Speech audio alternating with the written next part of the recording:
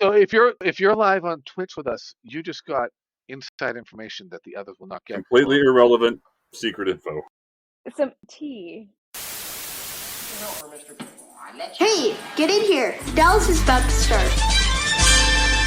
Welcome to the Ewing Barbecue, where we talk about Dallas. My name is Mary. And I'm Brad. I'm proud to announce that with Dr. Mitch Cooper's retirement, I am now the newly appointed chief resident of the Atlanta Burn Center, despite having no medical training or expertise. Played one on TV. And I am Josh, coming off of a long stretch of work for the last month in a row. Sure. Friendly neighborhood Easter bunny. Yeah. That's right. And sports videographer and a convention center technician. So Not about time. now we can prepare some wonderful podcast content as we start to gear up towards August, which is going to be the Southfork experience. Yeah. Exciting. And exciting news coming on that front. We have Priscilla Barnes and Joyce DeWitt from Three's Company joining Jenna Lee Harrison there. I know David Hainan did promise a couple of shows from that Dallas era, and the other one being the big three women on Knott's Landing. Joan Van Ark, who was there last year, Michelle Lee, and Donna Mills. That should get some people excited. Even if you were there last year, if you're Yes. if you're a fan of both shows, those are three ladies that definitely worth meeting. And Fanboy Expo is going to be in Knoxville a few weeks before, and the Dallas and Knott's Landing fans will take note. Alec Baldwin is going to be there. Helen Hunt, who was on Knott's Landing, is going to be there. Scrolling down, there's the Dallas contingent coming in with, why does he put them all at the bottom?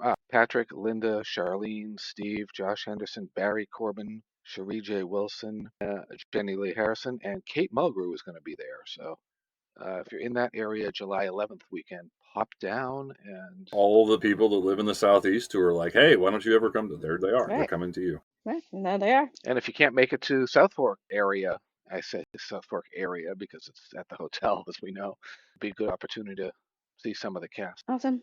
A quick shout out to our Patreon members at the rodeo level and up. Brendan Phillick, Captain America, Carrie Carver, Rob Summers, Amy Hara, Eric Christensen, Dr. Cindy Corliss, Jennifer Blake, Richard Lundberg, Marie Johnson, Corey Springhorn, Michael Jung, Jason Carter, Jennifer Indelicato, Laura Bernheim, Coral Reinsch, Anita Wren, Kristen Carlano. Thank you, guys. Thank you. About half of those people we've either met in person or they've been on here on the podcast Yes. with us. And it's And- like, we want to meet the rest of you. So hopefully you'll make it Yes, to the rest of you. make it to August. It is very exciting to actually see these people. That's what's great about these events is that when Yeah. these people show up and we get to interact with them. And I know we all had fun with Carrie Carver. Sit outside until 2 a.m. Her and friend Yes, we Peggy. do. bullshit. We Yeah, and we whoever drink was- too much with some of these people. Whoever was yelling outside my room that night, thank you. Thank you for that. We'll never tell. Sarah and Melanie are actually on their way to Atlanta to see Dr. Mitch Cooper become the new chief resident, so they will not be with us this evening. Some sad news came forth today. The oldest living Dallas cast member, Priscilla Pointer, passed away at 100. Just days I short of mean- her 101st birthday. Yeah. That's just, Yeah, I mean, you can't complain, I guess, when you're over 100. There That's was amazing. slight confusion when I did send the article to Deb Bernard and Deb Trinelli, and Deb Bernard read it real fast, and having two Priscillas with the last name starting with P, she looked real quickly and thought it said Priscilla Presley, and she freaked out. So Yeah, I would too. Let's not even manifest that. right, no. But it was Priscilla, and Victoria posted today. Her passing actually happened yesterday, the 28th, Oh, okay. which is a few days after the anniversary of Jim Davis, who was the 20th. Classy lady, classy actress, and by all accounts, Totally. just beloved by her peers. And like you said, Mary, Mhm. a good run. Yeah. Our hearts go out Can't to complain. Amy Irving and the rest of her family. James Hong, who played the ambassador that testified on JR's behalf in the Southeast Asian government overthrow, he is 96, so he'd be the second oldest person to appear on the show. And he was famous for saying Mr. Ewing Mm-hmm. when he was testifying. Yeah. He put that accent there. I believe Barbara Eden could be possibly the third oldest. She is 93 going on 94 coming up. So it's a testament to longevity for those that make it that far. So we'll raise a glass to all of them. Cheers. Cheers. Rest All in right. peace, Priscilla. May 3rd is going to be the anniversary of the final episode of the original series before they quote unquote Right. took a Yeah. 21-year hiatus, as they like to say. I wouldn't say Right. that. I like these TV movies, but that's just me. Me too. Okay, I like Me Jerry too. Returns. Well, I enjoyed them too. War of the Ewings is just another one of those, like, yeah, okay. I'm glad they did Yeah, it. I'm yeah. glad they kept going. I was hoping they would do more. I was thinking, like, every couple of years they're going to keep doing these, and then they didn't. Yeah. And it was like, okay, War of the Ewings, that's the end of it. Like, that's got to be the end. And then, of course, the new series came, and they ignored those And movies. then they had the Return to Southfork in Yeah. 2004, which aired the same day that Howard Keel Yeah. passed away. They were trying to prepare with J.R. Returns for a younger generation continuation, but Well, I they don't knew they think were going to have um, to if they were going to have any right. sort of continuation. I Yeah, and I don't think Omri Katz, Chris Demetral, and Deborah Kellner had the weight to carry at that point in time. I think it was a little too soon. Their characters Right. were in college, and Right. it was around 2004. Had they jumped on and picked up, they could have had several years with Larry before he And there were passed away. rumors, and I don't know how much of it is true or not. Whether that there were scripts floated around for years, separate from the John Travolta project, but that there were ideas thrown around. I don't know. Maybe Patrick could tell us one day if he ever saw any of these scripts, whether he just said no to anything or if anything caught his eye. And I was talking with Omri Katz and Josh Harrison. They used to throw around weird ideas for some Dallas continuation when they were younger too. But I'd like to get more from them at some point. And speaking of Omri Katz, they are returning to Salem. He's returning there with his Hocus Pocus people this fall, the first weekend of October. If you're up in the Northeast and you want to swing by up there, they have a lot of cool things going on, like fireside chats and tea leaf readings with Vanessa Shaw, trivia and a bar hang with the cast, and meet and greets, and some secret photo op with Omri Katz, Tobias Jelinek, and Larry Bagby. So look that up. It's just a bunch of Halloween.com. I So still have never seen Hocus Pocus. I have not either. I Is that will. okay? Maybe this year. Okay, I say that's it not every just. year. I don't And feel bad I if you still haven't haven't. seen it. Then I But don't feel so bad because you've seen everything. no, I feel like we are the exact wrong ages for Hocus Pocus. That's what I We were thought. in college. And Yeah, it wasn't that big of a deal. I didn't think at the time, and so I think maybe Right. like our younger brothers and sisters, if you have any, were. Right. it bombed at the That's what I box thought. office. It came out the same week as Jurassic That's what I Park, thought. and it wasn't until it appeared on the Disney Okay, Channel that it's that makes sense. So it was. picking It up a was cult like my It came sister's following. out in thing. '93. I I think. thought it was like I '95. think it is. Yeah. So I was 93, senior yeah. year of high school, like probably. Where I senior was year, yeah, there was definitely no way. I not was. going to see Hocus Pocus. Yeah. I was seeing Steven Seagal and Arnold Schwarzenegger, and Yeah, and I only watched it a few years later because I said, "Oh, wait, that's John Ross, that's Omri right. Katz." So I jumped in and watched it because you support your Dallas cast members whatever you can when they turn up at other projects, which is Right. how I I ended don't up think I watching The Fosters. realized that he was in it. I probably would have rented it if I did, but I. I mean, that's how I ended up watching The Fosters because I saw something Marlene Forte, who played Carmen on the New Dallas, and Patrick Duffy were on some episodes of that, and I said, "Oh, well, I'll check that out." And then I just kind of started What is watching. that? I don't know what that is. That was a show on ABC Family that was about a lesbian couple that adopted a lot of children and tried to keep them out of the foster care system. And one of their ex-husbands was played by Danny Nucci from Falcon Crest and Titanic. Patrick Duffy played somebody's father, and Marlene Forte played somebody's grandmother or something Does like anybody watch cable or network shows? I It's do like not. everything is So a stream. If that. it's not on a streaming service, like yeah, that's not true. We have right, a I don't. DVR and we record stuff. I still watch, I some do things, watch but 911 with Peter Krause and Angela Bassett, but Peter Krause just got killed off last week spoiler after alert. 8 years. That's Yeah. like the one show Peter That Krause no. has done that I didn't watch. I've seen so much of his stuff, but anyway. And another good one is Zero Day on Netflix with Angela Bassett and Connie Britton. Oh well, that's not a And network Robert show De then. Niro, That's of course. streaming. That's right. So I was doing 1 and 1 there. John would like to point Okay, out that he also I'm did done. not watch Hocus Pocus or its original debut. He watched it much later. So yeah, That's I think good it to was know. all of us Just about that not just age were us. just like it Right. didn't click for us at the time. Also in recent years, because it's a big thing, it's in Salem, and I live in Massachusetts. I kind of have like started more getting into it and hanging out with the people from that. Well, I like all things Halloween, so I mean, Yeah, it's just not happened. I don't know. It's going to. It's going to. hasn't happened. Yeah. Someday All right. you'll find it. The Hocus Okay. Pocus connection. So tonight we are talking about season 7, episode 17. I didn't write that. What Eye is of the it? Beholder. Episode 100 148. 148 Sorry. of the series, Eye of the Beholder. You're spending company money? I let you in on the last Travis Boy deal, and you sat on it so long, Cliff Barnes swiped it right out from under our nose. Don't push me on this. I might bounce you off a couple walls, but I won't push you. Now sign it. The wedding is off. I explained everything to Clayton. I don't think I have to go through it again with you. Mr. Barnes is setting himself up for the biggest fall in the history of independent oil companies. It's your mama I want to talk to. Well, she didn't want to talk to you. You don't think that you're going to try to stop me? Well, I think this will stop you. It was written by Arthur Bernard Lewis. It was directed by Leonard Katzman, and it aired January 27th, 1984. On that date, the number one song in the U.S. was Owner of a Lonely Heart by Yes. In the UK, it was Relax by Frankie Goes to Hollywood. And the number I one remember that song. Me too. The number one R&B song is Patti LaBelle's If You Only Knew, which I don't think I do know that song. I'm going to have to check it out. In the US, the number one film was Silkwood, a movie I was not familiar with. And the plot of that is I've seen that. a worker at a plutonium processing plant is purposefully contaminated, psychologically tortured, and possibly murdered to prevent her from exposing worker safety violations at the plant. Based on a true story, starring What Meryl length Streep. they will go to keep things hushed. Yeah. Meryl Wow. Streep, one of her Dang. darker roles, The lengths people darker go movies to. that she's been in. Yeah, she's so good though. In the news, Geffen Records releases Milk and Honey, the album by John Lennon and Yoko Ono, featuring unreleased recordings made during the 1980 Double Fantasy session, including the sadly named Grow Old With Me.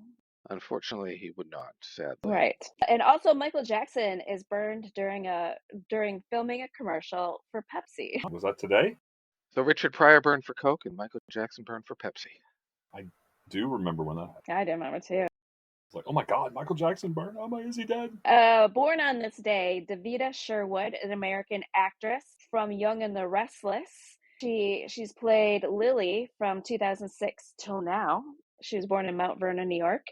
Died today, Lou Crosby, an American actor and radio and TV announcer who was on Lum and Abner and the Lawrence Welk Show. Died at 69. You said Crosby, no relation to Bing, right? Didn't say was.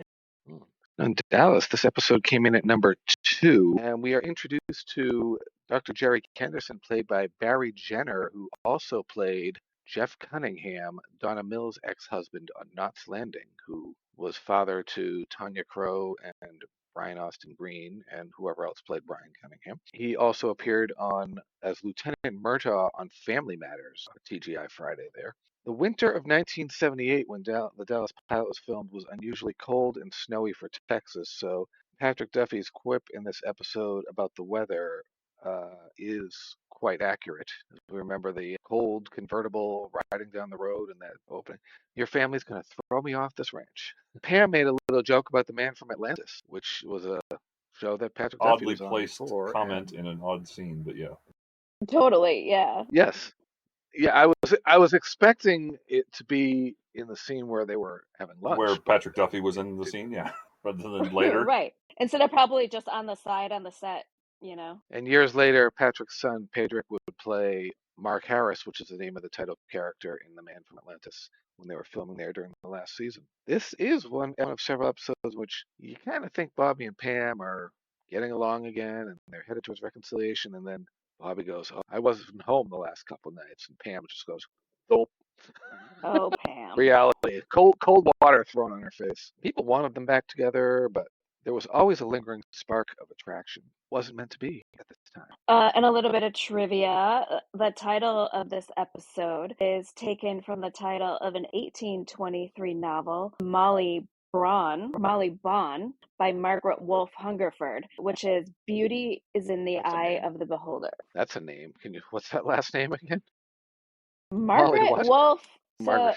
the name of the novel is Molly Bawn, which is Bawn, but the author was Margaret Wolfe Hungerford, Hungerford. which is Hungerford. Not the first time this title's been used. It was used for a famous Twilight Zone episode too, Eye of the Beholder, which was better than this episode. To give away my rating for this one. I mean, the original Twilight Zone didn't have a lot of misses, so no. No. So we open on Pam's house. That's a very long shot of the outside. Yeah, we're filling She's just time sitting here, there aren't we? lingering. Did you notice Yeah, that? I feel like we are. Like yeah, it's January. you're like, We're not okay. quite to sweeps yet, so we're just gonna like pass this off.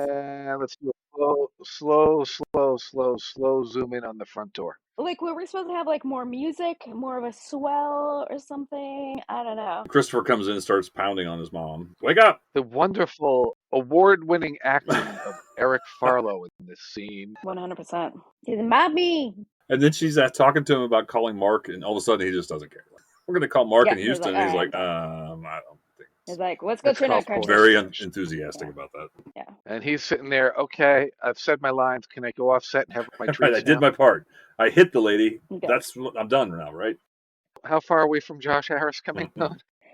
So soon. Sorry, Eric Farlow. I'm sure you're a nice guy. What, You're half a probably season? a very nice half a person. Season. So then Pam decides she's going to call Porn Stash in Houston. So she dials up the single tree, which I always, when I was a kid, I thought that was an actual place to stay. Only now, then Not realizing not the double tree. oh, but it's the double tree. But okay. Well, gotcha. they grew another tree back then. Yeah. They just had one, yeah. And they had to change all the names of the hotels. It's like Lone Pine Mall from Back to the Future. So she calls and they're like, oh yeah, no, he's not here. And she's like, oh, that's weird. He was there yesterday. And they're like, no, he wasn't. Yeah, this guy's very helpful. Weird. Yeah, for not just giving away information. Yeah, he never checked in. Like I could just any one of us could just call up the hotel and ask if Mark had been there, and right. she's just going to pass along the information. I want to. Can I call a hotel and ask if President Obama has stayed there? Would they tell me if he's checked in or not? Oh, most definitely in 2025, 100%. Oh yeah, he was there from this date to this date. Yeah. And then we cut to Jenna and Bobby. Jenna is making Bobby breakfast. They both seem on a very post-sex high. She's glowing. Right now. It's called the morning after glow. Yeah. Yes, and they're very much both glowing. And I like the juxtaposition of these two scenes next to each other. Pam's alone with her kid, and she has not had sex the night before, and Porn Stash is nowhere to be found. And Bobby and Jenna are canoodling after coitus. We assume. Yep. Yes. And then they talk about it's a nice talk about not getting married when they were young and all the decisions that led them to that, which we've talked about before, but we've got to. In case there are new viewers, we got to remind you. Right. We really are pushing the backstory of Bobby and Jenna continuously I feel like the rest of this season. Something the soaps do, to just build that back for people who haven't been watching all along. Keep in mind back then when you're doing close to 30 episodes a season, you have to filler and stretch. And they don't want to lose people along the way if you miss them. Right. And also, I feel like they're really trying to make people like this couple, too. We're not supposed to dislike Jenna, even though I know a lot of people do. But we're supposed to be giving Jenna a chance because she and Bobby do have a history, I believe, So they're trying to. It worked on me. It worked on baby Mary a lot. Yeah, and it works because of that. I don't know if it works. Like the Pam and Mark thing, that's not necessarily something that people are a fan of. They didn't have a history. They didn't have but like, you're trying and their history is a little. Yeah, we're trying to mix and match a little bit because the show's going on for a length of time, and you don't know how much longer it's going to go on, so you can't just throw Bobby and Pam back together because even if that is the ultimate end game, there has to be some drama around it. Exactly. It doesn't work in shows. I mean, when Sybil Shepherd and Bruce Willis got together in Moonlighting, it tanked. Right, other but shows, they had not happened yet at this point, so they didn't really realize that yet. Right. So, and you want to throw as many obstacles because nobody wants to see people happily married and sitting around. Yeah. Exactly. That's you snorted that's best. Not there. good television. Yeah. But then they become the characters that get to give other people advice. Like Ray and Don are actually happily married right now, for once. We're seeing them being the characters that can give other people advice, Bobby and Pam can't Pam will try, but they can't really. Right. And you see what happens when she goes at Cliff, or she tries to interfere with getting in the middle of Cliff and Right. the Merrily Stone. And Everybody's got Oh my advice. God. And then we cut to Catherine, who is waiting for a Mr. Johnson, who it looks like he's a private Is she investigator. now? Can we talk about her hat and her scarf for a moment there? Sure, She's yeah. really Always styling. fabulously She dressed. is. Always. Dressed to the nines, that Yes. Catherine. Yes. And she's still calling him Ronaldo Marchetta. I don't think she ever stops, to be perfectly honest. Spoiler, but I wrote that this yeah. was an unidentified building, and I'd have to go back because I watched this like 8 days ago. So I have to go back to look at it again. But if anybody knows what building this was, maybe John, maybe you know out there where that was filmed. We do like to know these things in case we get a It chance wasn't filmed in Dallas, Yeah. Yeah, obviously, that's 'cause they true. weren't filming That's there probably at this point. probably true. Probably true. Right. Yeah. Right. So anyway, he's going to try and find Ronaldo Marchetta, and the guy's like, "You don't have anything except from newspaper clippings from 14 years ago." No, but he's gonna try. That's going to be a little difficult. So Now would be really let's easy. check in here. Now Oh, we have Google. It'd be so easy. Newspapers.com. Then we cut to Mark. oh, porn stash, yes. Yes, now we find out Porn Stash really is in Houston, but he's not staying at the Single Tree. He is seeing his friend who's not named yet, but this is Dr. Jerry Kenderson, and he warns Mark basically that he needs to down. Stop the skydiving and the polo and the this and the Like, that. whoa Playboy there, life. buddy. You need to bring it down a So he's notch. being held together with spit and rubber bands. Your body has been broken 6 ways to Sunday. This kind of is coming out of the field. You're not It seems You're to not be, right, Lee Majors, the bionic man here. because he seems really healthy. He's doing all this stuff, and he's like, "No, you're falling apart." You're okay. Disintegrating right before our very eyes. Yeah, the stash is falling off one at a time. One little hair at a time. Let me cut to Southfork. Clayton has dropped by to see Ellie, and it's really awkward because Ellie's she's sitting at the dining room table, and she's just kind of trying to blow him off. She's like, She goes on about the problems of the family being too much for them to Right. overcome. And what the? And Clayton's like, you know what? Come on. Like, we've spent way too much time together as friends and a couple for you to just blow me off like this. Like, I deserve better. Which she is like, you do, and she knows that he does. But she still like draws a firm boundary. She's like, I've decided I don't want to get married. I don't need that drama in my life, and so Takes I'm off the peacing ring, out. drops the ring on the table. Ring drop. Right. And he tries to argue, but Yeah, we can sense, as Clayton does, that He there's doesn't- something more going on there, but she doesn't want to talk about it. And if we obviously have seen this before, and we've seen the backstory, we probably know what it is that's on her mind, but she's just not ready to get to it with him. We won't say until she says, because we have to. No spoilers here. Yeah, but he doesn't take the ring though when he leaves. He just walks out, and she silently emotes. So we have to drink. Those are always the best. Yeah. So we've reached the first commercial, What, and absolutely nothing's happened yet. exactly. And we have not seen J.R. and we have not seen Sue Ellen yet in this episode. True. And our research buddies and Twitch, John Milton, said Catherine has her meeting. That could be an acronym for John Milton. As her meeting outside the Wilshire Federal Building, 11,000 Wilshire Boulevard, Very good. Los Angeles. Very good. So that's not in Dallas, and So he thank still knew you. where it was. Very knowledgeable. It's great to meet other knowledgeable Dallas fans and pool our knowledge together. Yes, love it. So we can take over the world. I'm gonna look at that on a map later after we get off. See if it looks the same. All right, so then we come back from commercial break, and Bobby tells JR that, hey, I bought Boyd Oil, by the way. And then JR gets pissy and tries to gaslight him about, like, well, you didn't tell me anything about that. And he's like, bullshit, I totally did. What are you talking about? Who was doing the music? Because this was a little over dramatic, the music. I thought that too. I was trying to get the music to play that on the episode, but I couldn't get it for some reason today. It was so over the top, the music. Well, they have a budget, so they can pay for an extra music. But we have to follow along with the trope that anything Bobby does, JR doesn't like it. And anything JR does, Bobby doesn't like it. And so, this is just par for the course. But of course, as we find out, JR did want Bobby to buy Boyd's company. He's pleased about it. He just doesn't want Bobby to know he's pleased. Right. Right. Why would he want to tip his hand? Right. And Bobby strong arms him into signing the paper. And JR, I don't like doing business this way. It's too damn bad. I think Bobby could knock you 6 ways into Sunday if you don't. I'm surprised Bobby didn't threaten to do that. I'll tear you Well, if you apart. do it too often. That's always a common expression. I'll tear you apart. Bobby's been a little less fighty this season. Yeah, he makes up for it later. That's true. Oh, yes. Plus, he's getting Oh, yes. some now, so. That's true. Things happen in his life that lead him to want to throw down with people. So He's in a amorous relationship now, so things are good, and so he's not, That's true. he doesn't want to fight. He's getting some. right, he Yeah. he needs to save that energy up for coitus. For Jenna. I wish you wouldn't say that. Oh, that's so weird. Say fucking. Save his energy. Save your energy for fucking, Bobby. That's right. Yeah. Jenna really appreciates it. We don't swear here, remember? It says on the Twitch we do. Explicit sexual themes. Sarah's not here. No swearing. We'll splice it in later. Yeah. She's at the Burn Institute with Mitch Cooper. Sarah should be like, oh, shit.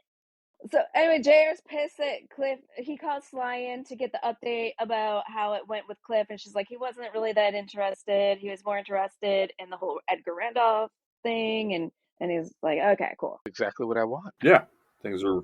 JR is like, JR wants to lead you down this path, like this is what he wants, but he really wants to go around the corner and come in from the side instead of going straight down the path. Yeah. So yeah, he's getting really good at being the puppet master. Deflect. Yeah. Right. He's a master of puppets. So can we play Metallica? Things are moving along at the right pace with scamming Cliff, so that we don't reach the apex of this story too early, because we want it to last the rest of the Pulling season. him along slowly. Yeah. We gotta stretch it out like taffy and it being pulled as far as it can. Right. So then Lucy visits Peter on campus. She found him. him. Peter is just like, this hot young girl. Ugh. hey, Lucy. This is not the Ewing I want to bone, okay? Yeah. Go away. I want to bone your aunt. He tries to ditch her like immediately, and then she just calls him on it. She's like, hey, if you don't want me around, like, I'll go. Like, what is your issue? And then he's just like, oh no, that's not it. And then she's just like straight with him, and she's like, look, like, since my boyfriend died, I've been really lonely, and I'm really not looking for like a lot, but I would like a friend, and I thought maybe you could be my friend. And then he's like, oh no, but I am your friend. And she's like, are you? Okay. Well, if you're my friend, would you go hang out with me at this party my friend Muriel is giving? Which is the first time we've heard the name Muriel since a while. took Mickey out of the bar last year. John mentions this was filmed at UCLA, which makes sense. That does make sense. Yeah. Okay, because they're not filming on location. Was there a sign that said SMU? Maybe they put up a fake, or was there an establishing shot from before? We just assumed it. Okay. Yeah. I'd have to go back and look at it again. I should make better notes. Damn it, John! You know too much. You're making me rewatch this whole thing. John's our new consultant for the week. Right. Yes. But so Lucy wants a friend, but we all Lucy's history. We know what happens with friends that are boys. And props to Peter for Peter's got one woman on his mind, and it doesn't matter how attractive or willing you are. He's only got eyes for the things for Sue Ellen. I would have gone out with Lucy. She's perfectly fine. Come on, people. Peter, she's your own age. Forget the old lady. Yeah, and he feels like he's trying to figure out a way to get out of it when she's just like, well, we can bring John Ross along if you want a chaperone. And that really kind of puts him on the spot. And he's like, okay, no, I will totally go with you. Can you just picture John Ross running around Muriel's party with all these couples? Why doesn't he just tell her that he's seeing someone else? Yeah, he didn't have to. Can I set up my train set in the living room? Can we bring my train set? Bring Charlie and Christopher all over to play with the train set at Muriel's house. Right. Bring a birthday Muriel party. would love to see it. Yeah. Would Janine Turner be there too? All right, so then we cut to Cliff and Marilee dining at the Oil Barons Club. Cliff has ordered the Baron Burger with extra ketchup. Mm-hmm. Yeah. They are really making full use of this new set. They are. Oil Barons Club now. And they are really doubling, tripling down on Cliff and his pedestrian taste in this rich world. Yes. And I kind of love it. Ketchup on the burger. I mean, I guess I should be losing more respect for Cliff, but I don't know that I can possibly do that in his taste in food. So ketchup on your burger? Come on, dude. Yeah. You don't put ketchup on your burger? No. Mustard. Both. And I drowned everything in ketchup. Oh my God. I love ketchup. I can't. Ever since I had barbecue sauce, I could not eat ketchup again because I found it bland. It's you can't dip your fries in barbecue sauce either. Anywhere I should be using ketchup, I use barbecue sauce instead. So I just love ketchup because I don't really like potatoes, but I mostly use it as a vehicle so I can just eat ketchup. So when I've finished with the chicken McNuggets at McDonald's and I have that little thing of barbecue sauce left over, I'm dipping French fries in it. How old are you? Chicken Yes. McNuggets? I I've haven't never gotten had a chicken burger at McNugget. McDonald's or Burger King or Wendy's I have not before. eaten a chicken McNugget Why? since my son was young enough to eat chicken McNuggets and had one left over, That's right? I haven't had them since my son was young Yeah. enough. Right. Exactly. When I was little, I used to get that square fish sandwich, the fish and majig in the round Fish bun, fillet. and I just ate, Oh, yeah, and I just used to eat the fish. And my brother and sister would get the burger, and they would take the top off to put condiments on, and I just saw the top, and I was immediately grossed out. I said, I'm never eating one of those. That's disgusting. I love a McDonald's cheeseburger, like the old fashioned, just the cheeseburger. We are not I being love paid it. by I McDonald's love. for any of this either. We are not. I wish we were. That'd be really And nice. hopefully we're not getting sued. Hopefully. I'm someone that if I want a burger, I go get a pub style burger, like a nice thick barbecue bacon cheddar burger at a restaurant, Oh, you're fancy like an pants. Applebee's or Gotcha. something like that. One of those. Yeah. Man, fancy. Yeah. I mostly get McDonald's if I'm hungover. I'm not gonna lie. Yeah, like it has to be like I am Or starving I and go it's to the or I closest go to thing. Smash Burger. I was introduced to black pepper ketchup at Billy Bob's there in Fort Worth when we were there. I don't know if you noticed that, Mary. But Black pepper? yeah, they had black pepper No. ketchup, and it was amazing. Like I said, I don't put ketchup on my burger, certainly on a steak. But it is dipping fries. If I don't have any ranch Wow. dressing, I'll dip it in ketchup, and that was like I don't want anything. I don't want anything else. I don't want regular ketchup anymore. This was and I forget Well, I guess we're gonna have to go back to Billy I Bob's. forget the name of the company. You can get it online. Well, that's me. That's me with barbecue sauce. I could not go back to ketchup after having barbecue sauce. Well, what kind of barbecue So sauce? it's just Yeah, they all taste different. almost any, but not the cheap. Not the cheap, like Okay. not the Heinz, but just maybe Sweet Ray's. Sweet Baby Ray's is good. Yeah. I hate to say that because it's from Yeah. Chicago, but it's good. So Cliff and Marilee. They're talking about she's not sure about the deal because of the conversation with Pam and Marilee is she's And he's like, he not needs so to sure. know if she's in on the offshore drilling. And she's like, well, more importantly, if I am, I need to know that you're in on the drilling with me on the rig. Onshore drilling. And the onshore drilling. Cliff is the weirdest guy. I mean, I am in no way shaming Cliff, but it's just interesting. Cliff, he's so not interested in Marilee at all. And I really I'm starting to get the feeling like, what is it with Cliff? Is he maybe like asexual? Because he never really is into, the only woman he's been like into was Sue Ellen. Yeah. Really. Early on. Like he's had Right, regular they girlfriends, showed but them in bed. he doesn't seem that into it. He doesn't. They don't show him in bed with the women either. Yeah, which I'm thankful for. But Right. Even Jenna Lee Harrison joked about it during the Q&A. oh right, yeah, They were yeah, spoiler. Yeah. I mean, with the women later on, of course, he's friends with and was. And yeah, there's no sense of But there's no, romance like- there. And then even now, though, like even with Audrey, it's not Rafton. It's not like we don't see. It's like a business we transaction. don't see a lot of passion. She's into him. She tells she likes him. She lives with him, but we don't know what's going on. We assume. Yeah, we she assume seems things, but into him. He doesn't. He seems like you here to make me dinner, and he likes having somebody around. I almost want to question whether Ken Kercheval did not want to have bed scenes after a certain point. That's possible. Maybe they either didn't. Either he had some sort of deal that he wasn't going to do. Victoria did not want to be seen in swimsuits other than X number of times she had it in her contract. Or either he wasn't going to do a scene with his shirt off, or for some reason the storytellers decided that it wasn't good for the character to show him in that way. It was better to keep him as a villain. I don't know. Maybe they just didn't get to it. I'm gonna choose to believe he's ace. So then, meanwhile, Pam is working late and doesn't realize how late it is until Jackie comes in to say, like, hey, can I go home? Oh, you're up there still. Yes, okay. I'm going through my sheet and I'm going, where is she? I lost my spot too. It feels like the secretaries all around are just sort of like they have to be dismissed. They don't have a time when they leave work. They have to wait. And sometimes, frequently, the boss forgets to dismiss them. And so there they are. It's dark out. It's January, so in theory, it could be dark at 5 o'clock. But still. And it's not unheard of that it has snowed in Dallas before, so they could be driving home in hazardous conditions in the Well, they winter shut the roads down at in night. Texas if it snows. Right. Yeah, one inch, and that city's down. 1 That's inch? it. Shit. That's done. See a flake. 1 inch is a blizzard. School's canceled for a week. And then Pornstache walks in, and he's come to take her out to dinner. She notices two things. One, he's not limping anymore, and two, she kind of calmly asks, like, "Oh, so you didn't stay at the Singletree because I called you?" And he's like, That's "Oh, yeah, I didn't this time." Rather easily dismissed it. Then we cut to Southfork.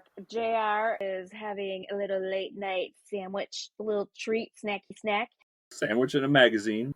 Yep, and He's in his house coat. In his house coat. And then Ellie kind of walks in, kind of sneaking up the stairs, and he's like, "Oh, hey, Mama." From the back at first, until he identified his mother, I thought Sue Ellen was sneaking in, just because of the fur coat and everything. I gotta wonder, does she have a driver for this? I mean, has she ever driven at night before? We know the Jock liked to have his women at home. That's true. I bet she does. For dinner, so it's like... Remember, she took a taxi to Julie Gray's apartment? When she so she must have, she probably took a taxi to Mavis Anderson. Yeah, probably. But I don't think, we don't see her driving at this point yet. No. Liz Taylor didn't get her license until she was 54, so it's not unheard of for people to not drive. Yeah. So he notices that she looks maybe a little upset, so he tries to ask her about it, and she doesn't want to talk. But then he also notices that she is not wearing her engagement ring, and so she tells him that she's called off the wedding. Interesting that he noticed that. It is interesting to notice that. I don't know. I don't notice things like whether people are like, I have to intentionally look to see if somebody's wearing. I don't like. He's just looking for any sign that wedding is. Yeah, and that he noticed that. Yeah, he's checking for the ring every time he sees his mama. But also, he's the kind of guy who would be looking for rings to see, his chances. Oh, I guess. Maybe he's looking at all the ladies' hands. Including his mother. He doesn't want to talk about it, and she goes upstairs. And Not that he discriminates. He calls McSqueen, asks how the investigation is, and tells him to, no hurry, slow it down now. Keep looking. Yeah, but don't pull it off completely, because I'll probably want that info at some point. Threat has been neutralized for now, but I'd like to have something in my arsenal in case the threat rears its ugly head again. Which on this show, you never know, it probably will. Right. And then who is this guy that Cliff is meeting with? Wakefield. Do we know? Leo Wakefield, the comptroller. Not related to Tim Wakefield, I don't believe. Okay. Former baseball pitcher. God rest his soul. Rest in peace. And his wife, Stacy Wakefield. Knuckleballer from the Boston Red Sox. And his wife, Stacy. Yep. I'm thinking Alan Wakefield from the video game, but... Well, we're all capable of making obscure references that make no sense at all to the... Everyone's like, what? Let's all do Brad, the sad thing about Tim Wakefield is his wife passed 5 months later, leaving their 2 high school age children orphans. Anyway, yes. That's Leo Wakefield, his comptroller. Yes. And Cliff is asking basically, what would it take for him to go solo in the golf? If you know anybody, or if you yourself have been a comptroller, please write to the show and tell us what that is. Is that really a job? I've only heard about it on television shows. So let us know if that's real and what it sounds so important and impressive. You basically control, which we don't know. You got to get everything under control. It's like control, but with a little fancier. With a computer? You compensate for the lack of control with compensation, so it's comptrolling. Janet Jackson never did a song about comptrolling. I don't know. I'm just control. So Cliff is basically looking for any way out of having to do fringe benefits with Marilee Stone. He's like, I just really don't want any of that. I just really don't. I don't want any of that. I don't know what's been. And we don't know if it's because he's that dedicated to Afton, or he's just repulsed by her. Which I can see that. Right. I can see that. I'll tell you what. When I was 17, and I was kind of thought she's kind of an old lady. You see her now, and it's like she's an attractive. At 70, whatever she is now, she's still an attractive woman. Right. I remember thinking like she was a weird old lady, right. And now I'm like, no, she's totally hot. Okay. Smoking. Yeah. It's like Stifler's mom, Jennifer Coolidge, from American Pie. You're looking when you're younger, and you're going, she's got to be as old as the hills, but no, she wasn't that old. One more note on Leo Wakefield: he does not recommend going in alone. Sure. Does not recommend going. I'll do it alone, but it could be a big deal. That's a bad idea. Way. He's like, you No, could, like, no, there's a Jen. chance that you could, like, you could become hugely rich by doing it, but the chances of that happening are minimal. And on the flip side, you could destroy your company. You could destroy your company and your family. Very expensive. Yes. Yeah, don't do it. Yes. So just go sleep with Marilee Stone and Just get it over with. do the Right, deed. and get it over Do with. what you have to do whatever. for the sake of the business. Afton will forgive you later. Think about baseball. You'll be good.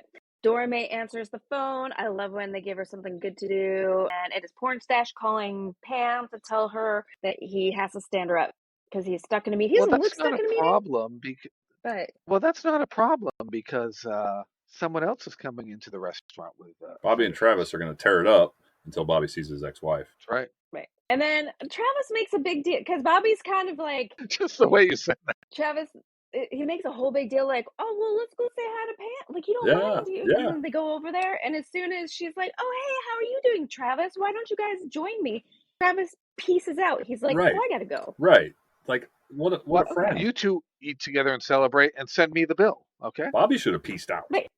Right. I already like this guy more than Mark. Right. Bobby should have pieced out. It just seemed really weird. I don't know. I don't know about you guys, but if I'm on a mission, like I had just sold my company and I'm rolling in dough and I'm going out with an old pal and we're going to tear it up, like I'm not going to be like, oh, there's your ex-wife. Why don't you just have lunch with her instead? Like, no, we're still going to tear it up. Let's push you two back together again. She can join with us or not, but we're still going to tear it up, right? Or we can just go, yeah. Or I'm going to like tear up the contracts and keep my company. And then Bobby, he tells the waitress that he'll have what Pam's having, and she jokes that it's watercress sandwiches, which throws me back to Jock Ewing's comment about keeping women in line and the DOA and the watercress sandwiches and all that stuff. And watercress sandwiches, yeah. And then Pam was like, okay, well, let's do the thing that we decided we were going to do last time. Like, Mark's good. And then he's just like, he starts acting really weird talking about Jenna. He's just like, oh no, she's fine. She's actually really fine. And Pam was like really confused about that for now. And then we cut to Clayton telling Sue Ellen about the situation with Ellie. We are how far into the episode? And this is the first time we see Sue Ellen? Yep. More than half. Yeah.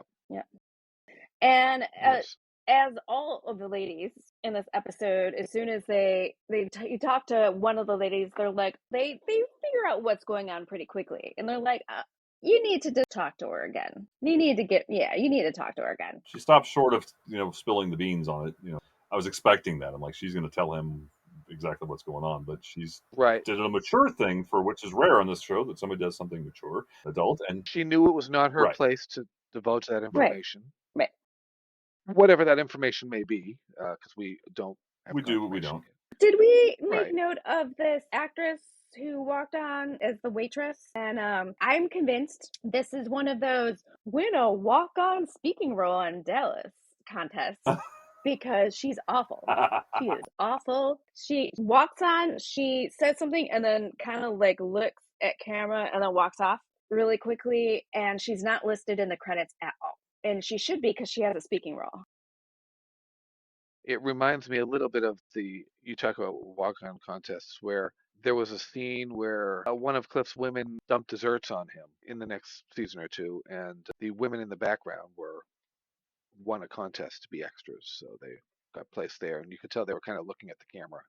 I know that they had those contests all the time because I actually have some like cut out like little ads that I saved from back in the day about winning a walk-on role. I thought you were going to say you entered when you were a wee child. If I could have figured out how to do that, I would have, but I don't know, because I actually have I should find it. It has Priscilla on it, a little ad, and then it's like, win a walk-on role down. So I just happened to be in the right spot almost, so I rewound it so I could see exactly what it was, and I didn't remute it. So hold on. Yeah, she walks up to Clayton and she says, "Can I refresh your drink?" And he's like, "No, not right now," or whatever. And she's kind of double takes and looks back at him, and then like just sort of like, "Do I have to really walk out of the shot right now?" That's my whole thing. Right. It's just like, this is my moment. My family is watching. They're looking to see me, and I have one line. Come on. I'm never going to be able to. Are you sure you'd like to order a drink? It just stood out as so weird. But you're talking about if you could enter when you were little. It reminded me of when first time I ever won one of those call-in contests on the radio where they were giving away a free album at a record store, and you could pick what it was. I got so excited after winning that I actually hung up before I gave them my information because I was a little kid. I didn't remember. And weeks later, I had to call the radio station back and say, "How do I get my free record?" And they go, "Did you give us your information?" I think I hung up the phone. So you don't know when you're Yeah. little. You're overexcited. You just The only time I ever won one of those was the day that the last episode of Dallas aired, and I won the trivia contest. Yeah, and people are out there, like, if any young people are listening to this, or if you're finding this 100 years from now, and you're like, what are you talking about? Radio stations used to give away new cassette tapes or record albums, whatever, CDs maybe. If you called the station, you were the 7th caller or the 10th caller, whatever. And I remember one time I was doing nothing. I don't know how old I was, but I was doing nothing. I was at home on a Saturday night, Friday night, whatever, and listening to the radio. I knew that, between 7 and 7:30 they were going to do this, and then again between 8 and 8:30, and between 9 and 9:30, whatever. Anyway, so I won. I was the 4th caller or whatever between 7 and 7:30, whatever the contest was. I could not tell you what album it was. I'm pretty sure it was a cassette. you probably gave them your No information. clue. I did give them, but I called back to win. I listened. I tried to get through at 8, whatever, and did not win. I called to get in at 9, whatever, and I did get. I was the 4th caller again, right? And so he does the DJ does the whole spiel. Brad, you won the record, whatever, and then he because they record that and they play it later. They record it while the song's playing and they play it later. So anyway, he gets done with that and he stops. He says, "Hey, are you the same Brad that won like 2 hours ago?" And I'm like, "Yeah." He's like, "Man, you can only win once every 30 days." I'm like, nobody told me that. This is bullshit, man. Also, I'm a loser for sitting here listening to the same fucking radio station for 3 hours trying to win the same album. I am 10. There's nothing else in my life except this in Dallas. I remember the album I won. It was Voices by Hall & Oates, which featured Kiss on My List, You Make My Dreams, and a cover of You Lost That Lovin' Feeling by the Righteous Brothers. Now that I'm thinking about it, if I had to guess, I think it was one of Richard Moore. So I might have been 12. Were you right here? Were you right here waiting 13, to be the caller? Richard Marx. Yeah. It's like the ultimate middle school slow dance. I'm sad because no one has asked me to dance person. But Brad was right here waiting for that call. I'm not as cool as I seem on this podcast. I was not always this cool. Nobody thinks we were I'm never cool. always. Nobody thinks we're cool. And I think we're so cool. I think my brother won a record. It was Dirty Laundry by Don Henley, but he gave them my name, so it ended up coming from me. So. And then years later, he probably the only nice thing he ever did. Put your name on all those Columbia House things that came in the mail, and they sent you the bill. Columbia House misspelled my name, so I never ended up paying. And I said, "Well, that's not me. That's not my last name." I mean, nobody. Not my last I think name. I paid the $5 or whatever for shipping for the first batch, but nobody paid after that. Right. Yes, but Elon Musk is sending people to collect all those lost Columbia House fees. They're belly up because nobody paid, and also VHS tapes CDs aren't a thing anymore. Yeah. So Clayton decides to skip lunch because he needs to be alone and think, and then we cut to cocktails, which I believe is the same place that Cliff met Sly a few episodes earlier. Yeah, Same it's like the exterior dive bar that the rich people are going to. Like they feel okay slumming. It doesn't feel like a real dive bar, but it does look like a place I would want to go to. Lots of wood paneling, football jerseys on the wall. Yeah, it's just like a family restaurant. It's where they don't want to be recognized. They don't want to be recognized by anyone that might know them, which is kind of why Sue Ellen went ice skating with Peter at that time, because she knew she wouldn't run into anyone. Nobody would shop at them. Is that the Galleria where the ice skating was? Mm-hmm. I'm surprised that J.R. and Cliff didn't run into each other there. Yeah, having their secret little meetings. Cliff's meeting with Sly and J.R. showing up with. Like, hey. This scene is just basically a rehash of J.R. threatening to blackmail. Yeah. How many times do we need to see it? Either blackmail him or don't. I'm surprised that Edgar's still meeting with him. He's just like, okay, we'll have another meal. And so I guess because he's having another meal, JR's like, okay, so you're in on my scheme with me. And Edgar's like, no, I'm not necessarily, because I won't do anything to hurt the government. And JR's like, well, that's the thing. That's the beautiful thing is you won't be because, and then he explains how it works with the, the sealed documents and everything. He's like, I'll end up paying more for it. So the government wins. So really no one gets hurt, which I kind of have to agree with JR in this one. Like, JR has blackmailed people in the past for terrible things, and this, I mean, it's not that bad. Yeah, it's No, no, no. so now we're ranking JR's misdeeds, and so this one doesn't seem quite so bad.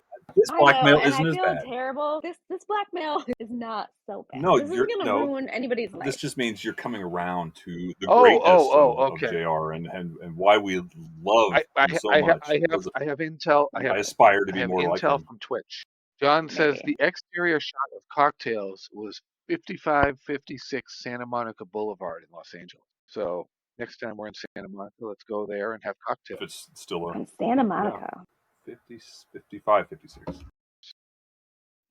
Yes. Cool. We need to come up with a location spreadsheet. No kidding. Wow, for sure. Yeah. Sounds like John might already have one. We just need a copy of it. And whatever happened to our 80s life? They just vanished. We'd like that is now currently the Primetime Pub Bar. That's what that place is. That's what it is now today. I was thinking about that 80s life recently. I haven't seen any of their things in a while. Maybe they're taking a break. Well, I might have to re-add them on Instagram because when I had to rebuild my account, it's been slow for me to. Or maybe they've moved on to the 90s. People. That 90s show. Yeah. No. They're going through their Nirvana phase. Who knows? So Donna has been sitting outside the Southfork by the Southfork pool on the soundstage with that awful backdrop. Right. She's just been sitting there, and then Ellie walks out. She's like, "You had to come out eventually."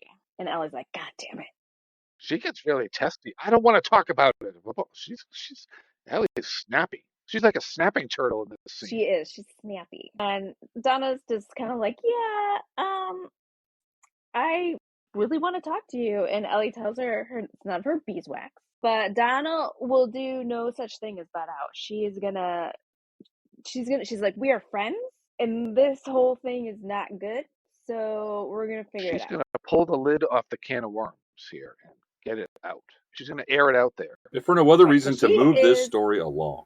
Because we don't like to see Clayton and Miss Ellie with the problem. Mostly when she's like, "I think this has something to do with the SEX, based on what Clayton has said to me." And then Ellie just gets all like, "Maybe." And then It's nice that Clayton's talking about his lack of sex with Donna. Right. Well, yeah. And she's, you can tell Howard like we trust. She really wants to talk about it, but she doesn't feel she can. So she's like, "You know what? It's okay. You don't have to share that with me, but you need to talk to Clayton. You need to." Yep. You need to let him know what's going on. Open communication. If you were going to get married, you need to have open. Well, we're not going to get married because I called it off. Right. So we cut to Bobby and Pam, who are many glasses of wine into their lunches. In fact, they closed down the restaurant's lunch is over. Yeah. Oh yeah. Lunch has been over. They're now talking about their wedding and talking about stuff that it's surprising they'd be talking about. Miss Ellie's reaction when she was brought home, marrying Digger Barnes' daughter, and I can still see them outside at the box ranch. And then Dora Mae comes along and her nice, kind way tells them to get the fuck out. She needs the table. We're going to have more people to have dinner here. Get the fuck out. Right. Or you need to order again. But we do learn that on their way out that there are people sitting at the bar, imbibing. Including Clayton, who is moping over his beer. Yeah, and Pam asks Bobby if there was anything wrong between them. Bobby ends up being cold water on the day when he says, "Oh, I haven't been home the last couple nights." I don't know, because I haven't been home the last couple nights. And then Pam's like... And the look on Pam's face was, what? Everything was going so smooth. I'm like, yeah. Pam, you really have no reason to be weird right now. And she even has a little bit of look as the elevator door shuts and they move off stage. Like a little bit. She's like clutching her pearls, basically. She hadn't had it spoken to her. It was implied, but now that she knows that's going on, like now she knows they're done fucked. She's like, okay, that's something she'll get over rather quickly. Interesting that Clayton chose a familiar place to drown his sorrows rather than go hide at. Right.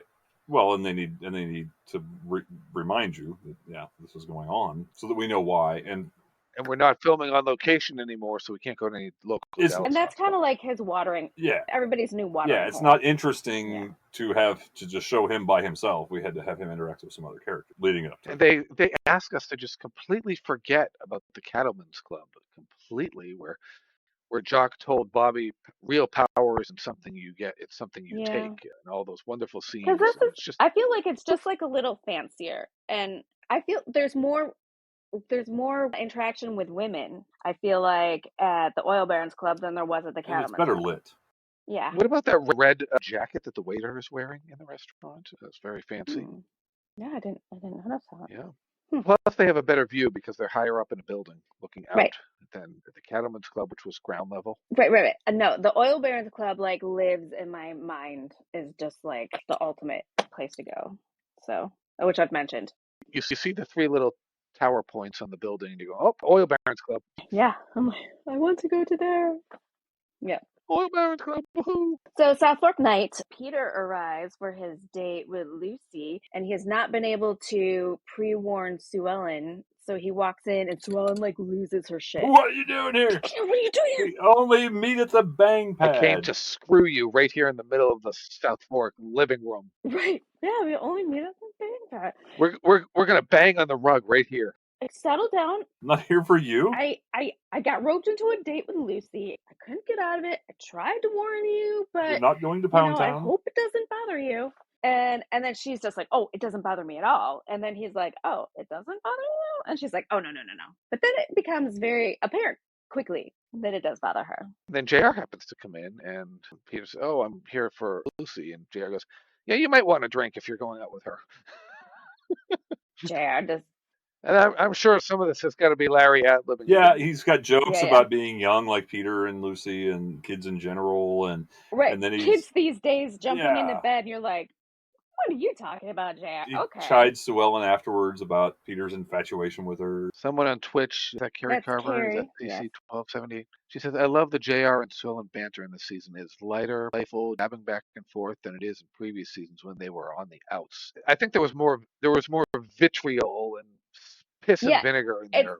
It's more like just casual, funny fuck yous.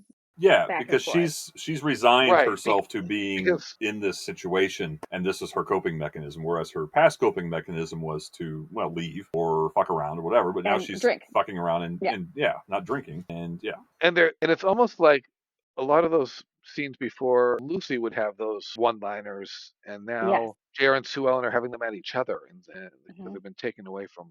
Well, and Lucy in then Lucy many joins respects. in every once in a while. She'll pop in. Oh yeah, have a she little does. one-liner. She does. And so and then Peter hates JR so much, and it's so funny because he just like can barely contain his rage when seeing JR. He's just like, like, what are you gonna do, little boy? Trying to play it cool. Yeah. Yeah, you're not gonna. He's like, oh, you have no if chance. I can get rid of you, she'll be mine. Yeah, right. Right. In your You're the one thing You're standing. the one thing standing in my your way. little 4-level, 1-bedroom, 1-room apartment. I mean, I don't think they even did. We see a bedroom. I think they just did it on the couch. I think he has a couch and a bathroom, and that's it. They'll have to like go do their laundry at the laundromat. And it's apparently in Mitch's old apartment building because they use the same exterior. Right. Wonder if it's Mitch's old place. That would be creepy. Ew. Didn't look the same. Speaking of Mitch. Yeah, he's calling his sister Afton to tell her the good news that he has just been made chief resident of the burn unit in Atlanta. And immediately Cliff is like, oh, so you're going to go to Atlanta? Like tomorrow? Yeah. Okay, bye. He sees an opportunity. Like, I don't want to do this, but if I can do it while she's out of town. But I could, yeah. She'll be in Atlanta. She'll never know. And then Pam and Pornstash show up. Because they're going out to dinner. She's been quiet, but Mark has noticed. Right. She's noticed. She's still bothered that while she's been doing what she needs to do, she found out that Bobby's doing what he needs to do. And another bit of finality to their marriage. For sure. Yeah. Yes. And as they're about to walk out, Cliff asks Pornstash where he stays when he goes to Houston. and he said the single tree or the Houston Fairview. And he goes, "Oh wait, I gotta get something. Let me just go back in." So he calls Mara Lee and tells her to make a reservation, but not at either of those two hotels, and they'll go down to Houston, and they will commingle their parts together. Oh, and somewhere in there, and I think we forgot to mention it, there was the joke, the Man from Atlantis reference. I forget the context now. The Man Like I from said, I Atlantis watched this joke. 8 days ago. And I feel like it didn't even really make sense It didn't. at all. It was just like, Yeah, okay, we're gonna talk about the Man from Atlantis. All right, And half the audience probably didn't even catch that. pick it up. I know that I didn't because I was too young to Because- know anything about the Man from And Atlantis. apparently, not a lot of people watched it anyway, so it only lasted one season. Right. I think we only know about it because Patrick Duffy became Patrick Duffy, Right. you know? Right. I don't know. and then he, in recent years, did a book on the Man from Atlantis. So when he got the rights to something, If you watched He The Man wrote a from book? Atlantis in 1976, write to us and tell us about it. yeah, and then he did a. He's actually done a couple autograph show reunions with Belinda Montgomery, his co-star, who played the mother in Doogie Howser. So he actually wrote the book, or did he just like do the reading of it? I'm gonna have to look that up, but I believe he was responsible for coming up with a couple of continuation stories for it. Interesting. Well, every superhero comic book sort of show has some sort of following, even if it is old. Like, so Yeah. we were at the show in Burbank, and Deidre Hall was there. Everybody knows Deidre Hall from Days of Our Lives, right? From Days of Our And Lives. Our House and And some Our other House. things, right? So she was there Yes. she was there with her co-host Judy. I cannot remember her last name. I have to look it up again. But they did a show in the 70s, which was not a show all of its own. It was a segment of one of Sid and Marty Krofft's shows, and the segment was called Electra Woman and Dinah Girl or something like that. And they wore these superhero outfits and capes. I remember okay, that. so you remember it. So anyway, there are people there. They're like wanting to meet her. Very fuzzy Yeah, memories. because she did like 10 episodes, which are like 8-minute segments of this show. Like, I'd never heard of this show, and I've watched Deidre Hall on TV for 40 years, but I've never heard of this show. Right. So anyway, every show has a following in that realm, I would say. In any superhero, That's comic so book, true. any of that kind of stuff has some sort of following, even if it only lasted for 5 There's episodes. a lot of like continuations to like Dark Shadows has a whole series Sure. of books and comic books after it ended. So it's not surprising that people, Yeah, Yeah, that's Man true. from Atlantis. And follow. another tie-in is Deidre Hall. They never acted on screen together, but because his character was dead. But Patrick Duffy was his late husband on True. Our House. Final scene. So then Clayton drunk drives to Southfork, gets out, barges into Southfork, and yells to Ellie from the bottom of the stairs. I'm like, Clayton, not a good look. Get down here. One of his less classier moments. Yeah. That riles J.R. up, and Sue Ellen comes out in the hall, and J.R. meets him in his house coat on the stairs. And he goes, "If you don't get out of my way, I'm coming up there." J.R. has a little surprise. Pulls out the gun that was I shot. thought a gun. I was like, Kristen shot him with. whoa. Right. Probably the same What's prop. happening? And Probably. I remember that scene from when I was little to this day. Do you? When J.R. Oh, pulled the wow. gun out. It's just so weird to see him pulling it out of his house coat, right? I don't totally know what you're talking about. Like, yeah, that sticks out in your head. Like, wait, okay, JR. J.R., that's enough. You go upstairs. Double O Ewing. Says his mama. Right. And so then Ellie is just like, she's like, you know what? I will deal with this. You just go. And so all right. So he leaves. And so Ellie is pissed. And Put she's that gun like, away before you get shot. She's like, what do you, how dare you come here? Like this is stupid. And then he's like, I am coming because I want to figure out like what's going on and you need to talk to me and blah, blah, blah. And so she's like, all right, fine. So she kind of takes her a minute, but she levels with him that one of the main reason is that like she has only been with Jack for 40 some years. And she hasn't been with anyone else, so she's worried about that. Plus the fact that she had a mastectomy a few years before, so she has no boobs, and she feels like that's going to be a problem for him, and she's not sure she could take that rejection. And Clayton's just like, oh my god, that's the whole thing. Like, what? I don't care. Right. Whatever. He's as understanding as we would expect him to be. I'm not here for just your boobs. Yeah. He's just like, I want to be with you. Of course, he hasn't had time to think about it, so maybe he'll change his mind. We don't know. But and then when they finally hug, you see shots of their reactions, and it ends on his reaction like Is he having second thoughts? You're left to wonder. I thought he was just drunkenly like, oh my God, I didn't lose her. That's what I got from that look. But Right, and I it's don't know. it's that the look is left open-ended for everyone to have their own True. interpretation at this True. point. Very true. But we know Clayton is going to be good about this. So, freeze frame. So it ends on obviously Clayton and Ellie hugging, so drink twice. I'm going to give this 0.3 bourbons because I feel like not a lot happens. And man from Atlantis comment. See, I have to come up with 2 because I know you guys are going to steal one of mine, which means I'm being too obvious with my and comments. So I agree. Like, I had to watch this, and then I had to sit on it for 8 days before we talked about it. And so I should have watched it again, which I had it playing up here on my TV. But anyway, 4.15 and some spit and rubber bands. Spit and rubber That's bands. what's holding Mark together. Okay. Porn stash. Are we going to bring the music back? Are you going to put the production around this? I'll try to bring it back. I never listen to the finished product anymore, so I don't know what production you put on this. I am actually recording in my bedroom right now because I'm in the middle of moving. So I don't ever listen to a finished product. I'm on preparing for the next thing. It's like Ted Shackelford. He shot the show. He said he's never watched himself, which I find that hard to believe. But he just is preparing for the next. But that's good because we cut you out. 4.2. Again, your bad jokes are not funny. Hey, you finally got to your 1. I've been at my 10, 11, 12, 13. I finally laughed at a joke, and I was. But I'm going to go with a 4.2 because this, like we've all agreed, not a lot happened.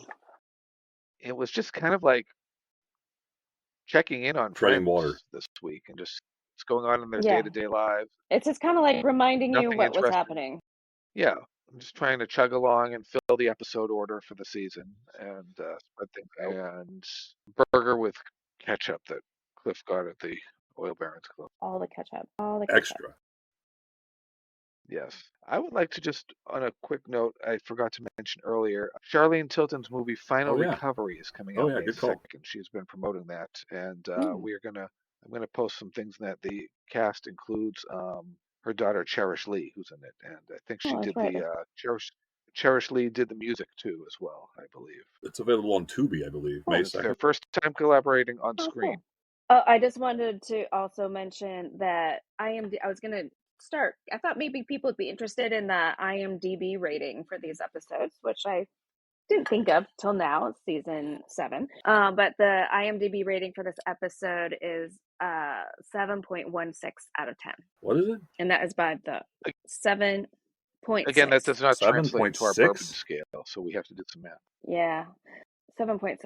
And that is based on user ratings. Right. Years ago, well, about 5 years ago, when I watched the whole series, I gave them all a rating because I wanted to see like which season averaged out to be the best, and it was like not what I was expecting. In some cases, like 3 is like without a doubt my favorite season, but I would have said that 6 was like my second favorite season. I think actually 5 came out to be my second favorite. But anyway, whatever. I just went on there and did all that. But what was the name of that movie again, Josh?